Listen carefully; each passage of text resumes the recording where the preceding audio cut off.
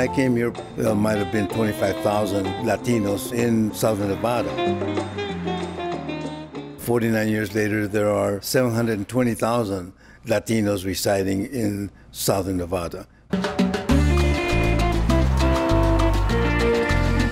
1 in 6 Nevada voters is Hispanic. A lot of folks really think of Vegas as a big city, booming lights. But it's really a small town in a lot of ways. The gaming industry is the largest source of revenue for the state, and there are a lot of Latinos who work in the casinos. Nevada's been a swing state for a while because we're a melting pot. You have this huge Hispanic population. Latino vote here wasn't even talked about even as recently, say, 10 years ago, but it's gradually gotten bigger and bigger and bigger. The percentage of the electorate that the Hispanic vote turns out to be is going to be very important.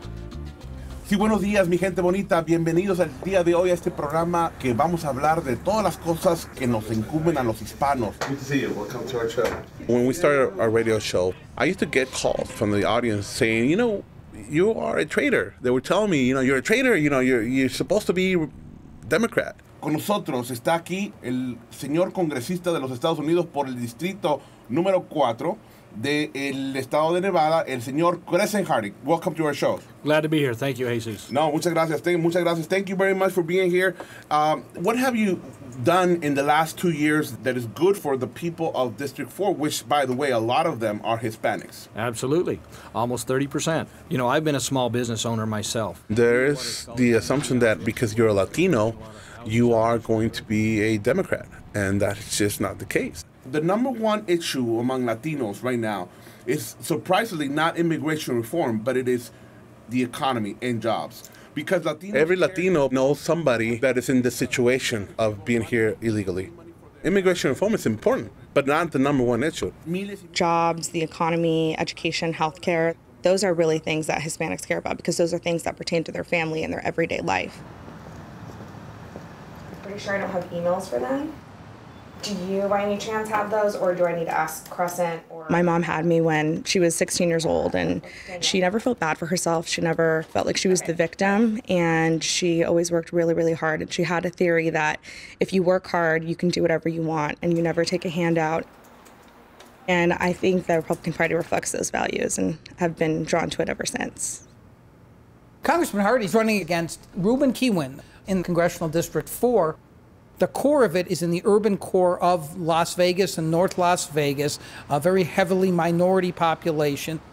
The Hispanic population in Congressional District 4, which is our district, is 30% Latino. It definitely could be the group that tips the balance, and Hispanics have made it very clear that their voice will be heard, and we're here to be part of that conversation. Are you all registered to vote? Yes, we are. Thank you, sir. There's about 100,000 Latinos that have not been registered yet to vote. All self-explanatory. In the past, most Latinos have been registered Democrat. But in the last election in 2014, we did notice a shift to be independent. You got to put your previous address here. Those are the ones that both sides are going to be after to bring to their party. I'm going to introduce our congressman who knows how important education in the business community is, Congressman Joe Heck. I've been honored to serve the 3rd Congressional District now for 6 years. Joe Heck is a congressman from Southern Nevada. He's running against Catherine Cortez Masto, who could be the first Latina ever elected to the U.S. Senate. So that's going to be very, very important in the Latino community. The race for Harry Reid's Senate seat is getting ugly. This is arguably the most important Senate race in the country. Steve, it could determine control of the U.S. Senate. It's just going to get worse from here on in. He doesn't need to win 50% of the Latino vote, but he does need a certain percentage to make it through. Hey, you. Nice to see you. Yeah, thank you. Is 24/7 here? No. Joe Heck is not your normal Republican in the sense that he has tried outreach to the Hispanic community. Miguel, how you doing? Good, and you? Good. How long you worked here? But Donald Trump has made that very, very difficult for them with his rhetoric. I think their attitude is, let's try to stanch the bleeding if we can. In other words, we don't think we're going to get to winning the Hispanic vote, but we can't lose at 75-25. If we don't invest in the education of our children today, we will not have the leaders of tomorrow. As Republicans, the more that we show up, the more people that we discover share our values. And having an incubator here, Latinos have increased as a percentage of the electorate, and the Democrats have very skillfully tapped into it.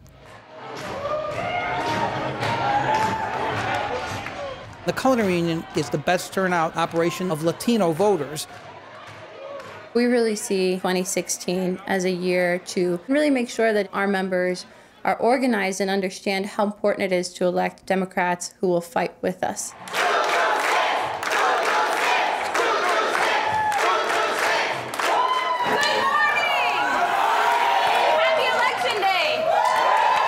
We said we wanted to spend the summer doing voter registration and also preparing our members to lead us into the 2016 fight. We did 2,000 plus votes during early vote. We had a goal and we crushed it. Today, we're gonna do it again. So let's break out into our teams and let's win this thing. Are we ready?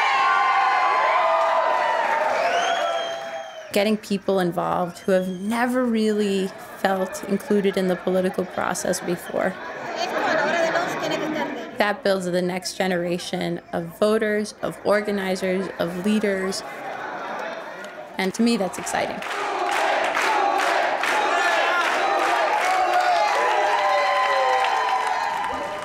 Today is game day. Because I'll tell you what, this election might come down to the last vote. So I'm asking that today you work hard.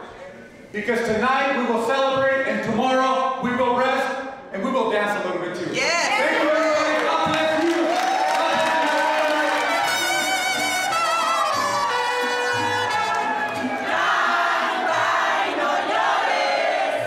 I don't think anything beats personal contact. And I think people are itching to feel like they have a voice in the political process. Are you looking for Mark Silverman? Yes. So we will do all of that through the fall and then hopefully be victorious in November and flip Nevada to be a blue state again. Nice meeting you. Have a good day.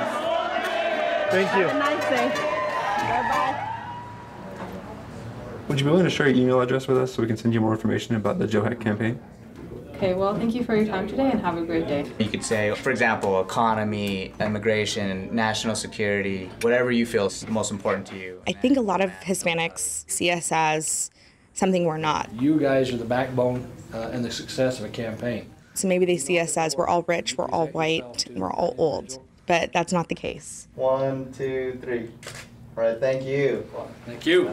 All right, time to hit the streets. Don't get overheated. Yeah. One of the barriers that we face is trust. Republicans can't show up a few months before an election and just expect people to vote for them. They say today it's about 114 degrees. It's cool enough, I think, about going on a sleigh ride. Republicans are doing a poor job reaching out to Latinos. For so long, they have just neglected Latino community. Well, apparently we have another one that's not home today, so. And I think that can be fixed.